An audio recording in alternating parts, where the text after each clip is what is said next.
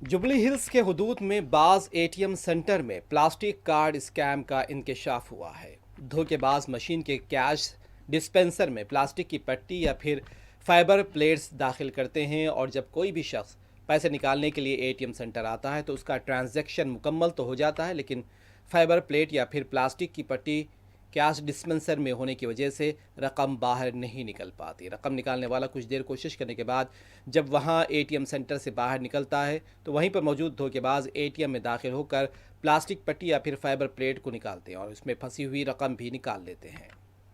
Banks की तरफ से इस सिलसिले में पुलिस में शिकायत की गई है, क्योंकि कई सार्फिन ने एटीएम से रकम न निकलने की कोशिश की शिकायत की थी जब वो रकम नहीं निकाल पाए, लेकिन उनके अकाउंट से जब रकम कम होने का पैगाम मौसूल हुआ तो पुलिस को सीसीटीवी भी मौसूल हुआ है, जिसमें 2 नौजवान एटीएम के साथ छेड़छाड़ करते देखे गए।